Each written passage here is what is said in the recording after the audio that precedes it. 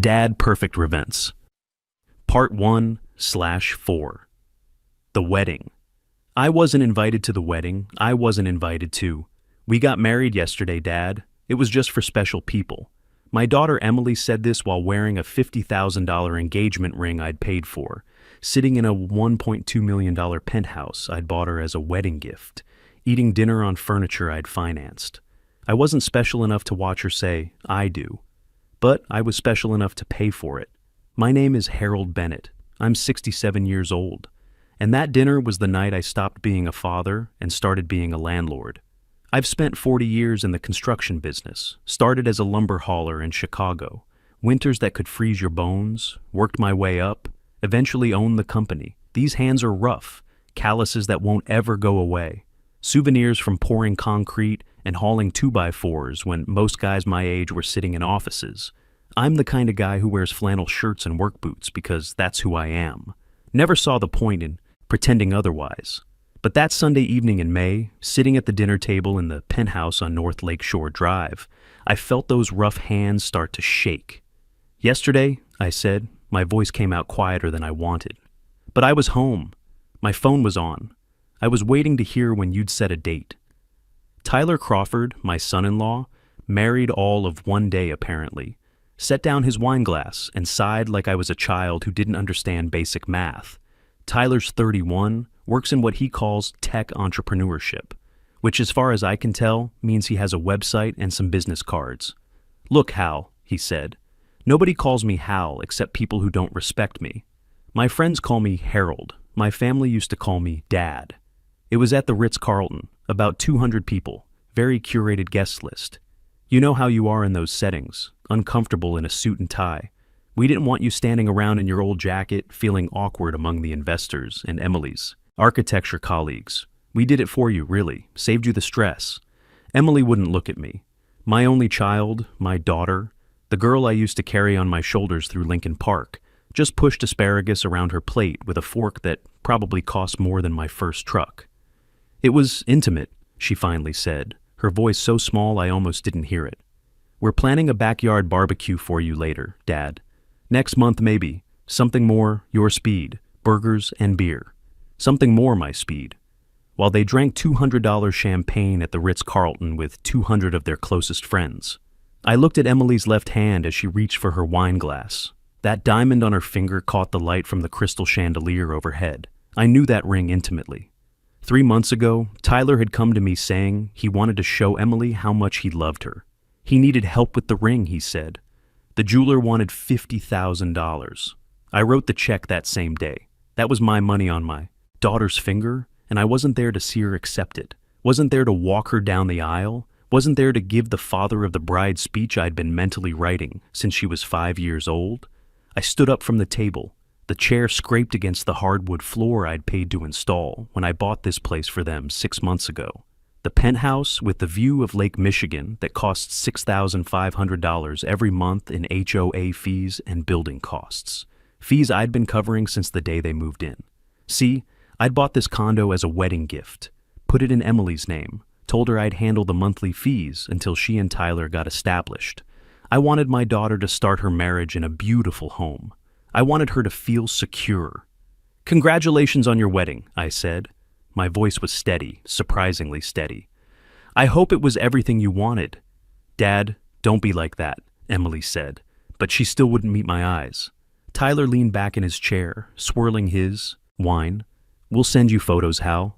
The photographer got some great shots. I didn't answer. I just walked to the door, opened it, and stepped into the hallway. Didn't slam it, just closed it softly, like closing a book on a chapter I'd rather not read again. The elevator ride down to the lobby felt longer than usual. I watched the numbers descend, 41, 40, 39, and with each floor, something inside me got colder and harder. As I drove home that night in my old pickup truck, I wasn't crying. I wasn't even particularly sad. I felt like a businessman who just realized he'd been funding a bad investment for too long. And businessmen don't cry, they cut their losses. I pulled over at a rest stop and took out my phone. Called my lawyer, Judy Palmer. We've known each other 20 years. She handled all my property deals when I was building my company. "Harold," she answered on the second ring. Everything okay? It's kinda late. Judy, I said, watching the headlights blur past on the highway. I need you to pull the file on the North Lakeshore property, Unit 41, the penthouse. There was a pause. That's Emily's place, the one you bought her. That's the one. I want you to look at the ownership structure, and I want you to prepare some paperwork. What kind of paperwork? I took a breath. I think it's time my son-in-law learned what it actually costs to be special. Part 2/4. The wedding. I wasn't invited to. 3 days went by without a word from Emily or Tyler. No call to explain, no apology, nothing.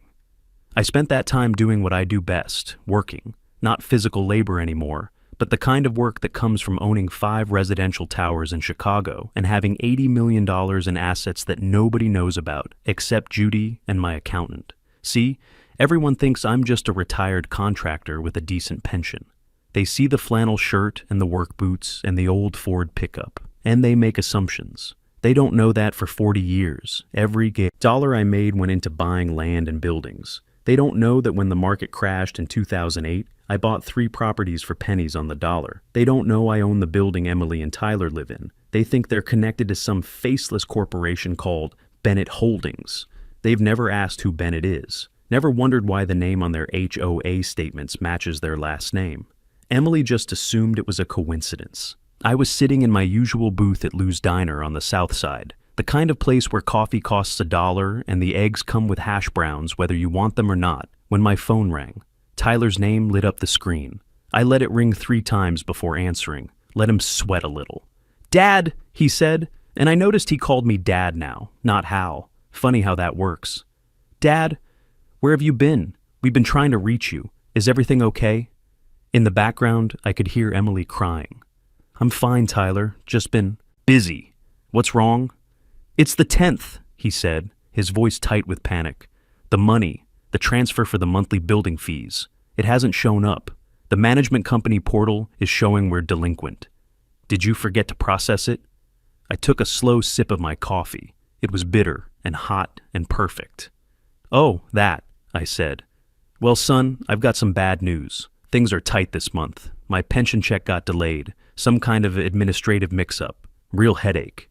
Dead silence on the other end. "What do you mean tight?" Tyler finally asked. "Dad, the fees are $6,500. We don't have $6,500. We spent everything on the wedding. You know that."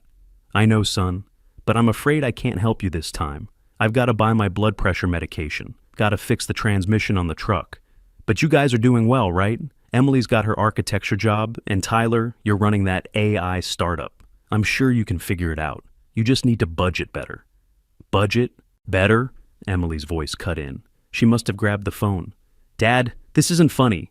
Do you know what happens if we don't pay? They'll put a lien on the property. They'll put a mark on our credit. We have a reputation in this building." I set down my coffee cup carefully. The waitress, a young woman named Nancy, who's working her way through community college, glanced over. I gave her a small wave that everything was fine. "Emily," I said, my voice dropping low and cold. "I'm not joking. I'm just broke. At least, that's what you should assume. You wanted me out of the picture, remember? You didn't want me at your wedding because I'd ruin the aesthetic. Well, my wallet disappeared along with me." "But we have an arrangement," she said. "You promised you'd cover the fees until we got established." "I did, and I kept that promise for 6 months. But things change. You're established now. You had a $200 a plate reception at the Ritz-Carlton. That sounds pretty established to me." "Dad, please," Tyler broke back in, and now he sounded like he was crying. "We literally don't have it. What are we supposed to do?" I gripped the edge of the table. 40 years of construction work, of saving every penny, of living below my means so I could give my daughter a better life. And this is what I got. A son-in-law who couldn't figure out how to pay his own bills, and a daughter who thought I wasn't good enough to watch her get married. "You do what every other adult in this country does," I said. "You get a job that pays more. You sell things you don't need. You figure it out. That's what I did when I was your age and couldn't afford rent. I worked double shifts. I ate ramen for dinner. I struggled. Now it's your turn." "But Dad," I hung up, sat there for a long moment, breathing in the smell of bacon grease and coffee and working-class dignity. This diner was my kind of place. Real people, real work, real respect. Nancy came over with the coffee pot. "Refill, mister." Bennett, please. She poured, then hesitated. Everything okay? You look upset. Just family stuff, Nancy. Nothing I can't handle. She nodded sympathetically. My dad always says family's the hardest job you'll ever have. Your dad's a smart man. After she walked away, I picked up my other phone, the one I use for business, and dialed Vernon Hayes, the building manager who reports directly to me through Bennett Holdings. Vernon, I said, has the notice been delivered to Unit 41 yet?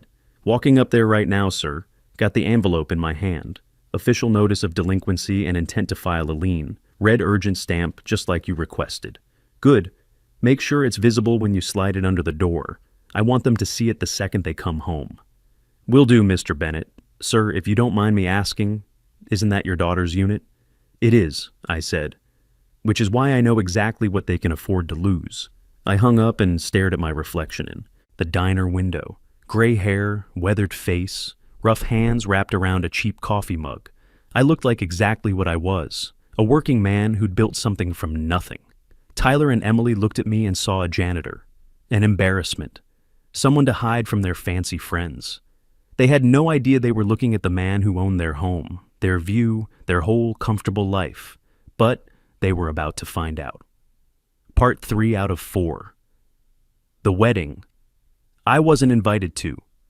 2 weeks later, I got another call from Tyler. This time, his voice was different. Weak, trembling, scared. Dad, he whispered. Dad, I'm at Northwestern Hospital. I collapsed on the street. My chest, it felt like an elephant sitting on it. I can barely breathe. My blood went cold. Every parent's worst nightmare, even when that child has broken your heart. What's wrong? Where's Emily? She's in the waiting room, he said, his breathing ragged and uneven. The doctors say it's a valve issue, some kind of congenital defect they found on the scan. They need to operate immediately, Dad. Emergency surgery. But there's a problem. What problem? Our insurance lapsed last month. His voice cracked. We couldn't afford the premiums after the wedding costs. And the hospital, they won't operate without a deposit. They need $50,000 up front, or they say they can't do the surgery. Please, Dad. I don't want to die. I'm only 31. Please. My hand was already reaching for my wallet, already calculating how fast I could get to the bank, how quickly I could wire the money. Whatever anger I had, whatever hurt, none of it mattered if Tyler was dying. I'm coming right now, I said, standing up from my kitchen table. Which hospital? I'll be there in 20 minutes. No, don't come yet. They're prepping me for surgery. They won't let anyone back here anyway. Just wire the money to my account. It's faster that way. I can pay the hospital directly from my phone. Every minute counts, Dad. Please, wire it to his account. Something about that struck an odd note, but I pushed it aside. This was life or death. Okay. Let me pull up my banking app. Just hold on, son.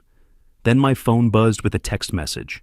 It was from the private investigator I'd hired 2 weeks ago. Judy had recommended him, said he was expensive but thorough. I'd hired him to track Tyler's spending, see where all that wedding money had really gone. The message contained a single photo. It showed a man in a white terry cloth bathrobe, standing at a spa reception desk. He was holding a glass of cucumber water. He was laughing, looking healthy and relaxed, and very much alive. His face was clearly visible. It was Tyler. The timestamp on the photo read 10:37 a.m., 12 minutes ago.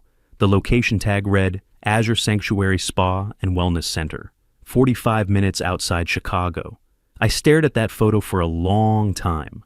Tyler's ragged breathing continued in my ear, a performance worthy of an Academy Award. Dad, he said, adding a little wheeze. Are you still there? The pain, it's getting worse. They're saying I might not make it if we can't get the deposit in the next hour. I sat back down, took a slow breath, then another. I'm at the bank, I lied, my voice perfectly calm. But there's an issue, Tyler. Most of my money is tied up in CDS and retirement accounts. I don't have $50,000 just sitting liquid in my checking account. Can't you break the CD, take the penalty? That would take 3 business days to process, but I've got the old pickup truck. You know, the Ford I've been driving for 15 years. There's a collector who's been after me to sell it to him. Classic trucks are worth good money now. He offered me $45,000 last month. There was a pause. I could practically hear Tyler's brain working, recalculating. "How long would that take?" he asked. His breathing sounded a bit stronger now. "Well, I'd have to call him, arrange a meeting, get the title transferred, wait for his bank to clear the check. Maybe 2 weeks? I can push him to move faster, but these things take time. Can you ask the doctors to put you on a payment plan for a couple weeks? Tell them the money's coming?" Another pause, longer this time. I think I can convince them," Tyler said. His voice had lost that desperate edge. "If I show them proof that you're selling the truck, if I can prove the money's coming. Yeah, 2 weeks. I can hold on for 2 weeks." "You're sure? Because if you're really dying, Tyler, I'll figure something out. I'll take a loan against the house. I'll do whatever it takes." No, he said quickly. 2 weeks is fine. The doctors just said if I rest and take the medication they're prescribing, I should be stable. Just promise me you'll send every cent when you sell the truck, Dad. Promise me." "I promise," I said quietly. "I'll send you exactly what you deserve." "Thank you, Dad. Thank you so much. I have to go now. The nurse is coming to take me for more tests." He hung up. I sat there in my kitchen, staring at the photo of Tyler in his spa robe, and I felt something inside me turn to ice. He hadn't just lied. He'd weaponized my love for my daughter. He'd played on a father's worst fear, watching a child die, just to scam $50,000 out of me. This wasn't greed anymore. This was something darker. I called Judy Palmer. "I need to see you," I said, "today, and bring everything the investigator found." 2 hours later, I was sitting in Judy's downtown office, looking at a spread of photographs and documents across her mahogany desk. "He's been doing this for 6 months, Judy said, pointing at bank statements. "The PI tracked him. He's not running a tech startup. There's no company, no LLC, no business license, nothing. He's been living entirely on your monthly payments and Emily's salary." She slid another folder toward me. "And there's this." I opened it. More bank statements, an offshore account in Tyler's, name alone. The balance showed $200,000. "Where did he get that?" I asked, though I already knew the answer would make me sick. "He convinced Emily to refinance the condo, told her it was to invest in the startup to hire developers. She signed the papers, didn't read them carefully because she trusted him. He took $400,000 in equity from the property you gave her." My hands clenched into fists. $400,000. Where's the other $200,000? Judy pulled out more photos. A silver Porsche Cayenne with temporary tags. Registered in Tyler's name only. Paid cash, $95,000. Another photo. Vacation condo in Miami. $110,000 down payment. Also in Tyler's name only. Emily doesn't know? Emily thinks they're broke. He's been telling her they're struggling, that the startup is bleeding money, while he's parking assets in his name and hiding cash offshore. Judy pulled out one more document. And the PI found this in Tyler's email. It was a printout. From Tyler to someone named Dad, his father. The email read, "Everything's going according to plan. Old man is completely clueless. 6 more months of playing the struggling entrepreneur, then we convince Emily to sell the condo. Market's hot right now. We can get $1.5 million easy. Take our half of the equity, that's $750,000. Add the offshore account and Miami place. We're looking at $1.2 million total. Then we file for divorce. I keep everything in my name and disappear to the Cayman Islands before anyone knows what hit them. Emily will be devastated but broke. The old man will never see it coming." I read that email 3 times. Each time, the words burned deeper. This wasn't just theft. This was a long con, premeditated, calculated. Tyler had married my daughter specifically to rob her blind. "What do you want to do?" Judy asked quietly. I looked up at her. "I want you to prepare something special. Something he'll never forget." Part 4/4. The wedding. I wasn't invited to. 1 week later, Tyler sent out invitations. He was hosting an investment party at the penthouse to pitch his AI startup to venture capitalists. He needed to raise $200,000, he told potential investors. The invite list had 50 people. Emily had no idea until the caterers showed up. I know because I was parked across the street, watching waiters carry in trays of expensive food and cases of champagne. all charged to maxed out credit cards, betting on a score that would never come. At 8 p.m., I got out of my truck, but I wasn't wearing my flannel shirt. I was wearing a charcoal gray suit, tailored in Milan, Italian leather shoes, a Patek Philippe watch that cost more than Tyler's fake Rolex. I walked into the lobby with 4 men in dark suits flanking me, professional security. Vernon Hayes met us at the elevator. "Chairman Bennett," he said, bowing slightly. "Everything's ready." The elevator opened on 41. Music thumped through the doors. I stepped into a room full of people drinking my champagne, eating my food, celebrating a fraud. Vernon cut the music. Tyler saw me first. His face went white. "Security!" he shouted. "Get this man out." Emily turned, confused. "Dad, what are you doing here?" I didn't answer, just walked forward. The crowd parted. Vernon took the microphone. "Ladies and gentlemen, I'm the building manager. This event is over. This apartment is being reclaimed due to severe violations, unauthorized commercial use, and non-payment of fees." Tyler pushed through. "You work for us. Get out of my house." Vernon looked at him calmly. "This is not your house, Mr. Crawford." I stopped in front of Tyler and Emily, reached into my jacket, pulled out a business card, heavy black cardstock with gold lettering, dropped it on the table.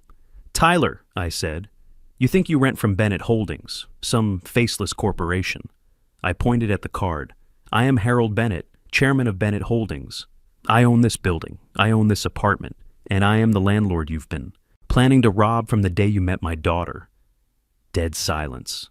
Emily stared. "Dad, you own the building?" "I own 5 of them. Built them with the money I made from jobs you were too embarrassed to mention." I turned to Vernon. "Play it." Tyler's voice filled the room through the sound system. "That old man is just a mobile wallet. He has no life. He's terrified Emily will leave him, so he pays whatever I ask. Look at him in those janitor clothes. We did the right thing hiding him away." Emily's hand went to her mouth. "Tyler, that's your voice." An investor stepped forward, Philip Brennan, a venture capitalist. "Hal Bennett, the developer who built South Loop." He turned to Tyler, disgusted. "You told me your father-in-law was a handyman." Philip walked out. The room emptied in 2 minutes. When they were gone, just us remained. "Tyler," I said quietly, "you asked if I'd send money. Remember what I said?" He nodded, desperate.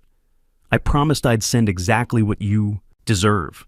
I gestured to the eviction notice Vernon held. "Here it is. You have 30 minutes. Anything left becomes property of Bennett Holdings." I walked to the elevator. Behind me, Emily was crying. The doors closed. 3 weeks later, Emily called. "Dad, I found documents, bank statements, an offshore account with $200,000, and emails to his parents about stealing the house and disappearing." "I know, sweetheart." Silence. "You knew?" "I hired an investigator the day after you told me about the wedding. I've known for weeks." "Why didn't you tell me?" "Because you wouldn't have believed me. You had to see it yourself." "I filed for divorce this morning," she said quietly. "And Dad, I'm so sorry. You were manipulated by someone you loved. That's what con artists do. Can I come see you? I'm heading to Ohio, going fishing with Uncle Roger Bennett. The bass are biting." "Can I come?" I smiled. "Yeah, sweetheart, I'd like that." I sold the penthouse for $2.5 million.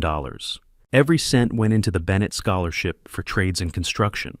For kids who aren't afraid of calluses, Emily got $200,000 from me to buy her own place, in her name only. She passed her licensing exam last month, starting her own firm, Bennett and Associates. Tyler, last I heard, he's facing 18 months for elder financial abuse. The civil lawsuit is still pending, but I didn't do this for revenge. Sometimes a father has to save his daughter from a burning building, even when she doesn't smell the smoke. I'm heading to Ohio tomorrow. Emily's meeting me there. Uncle Roger's got the cabin ready. The road ahead is wide open. And for the first time in years, I'm not carrying anyone's weight, but my own. Tyler thought being special meant standing on someone else's shoulders, but the view's a hell of a lot better when you're standing on your own 2 feet. The hardest thing I ever built wasn't a skyscraper. It was the resolve to say no to my own flesh and blood. But sometimes the most loving thing a parent can do is let their child face the consequences of trusting the wrong person, because that's the only way they learn to trust themselves again.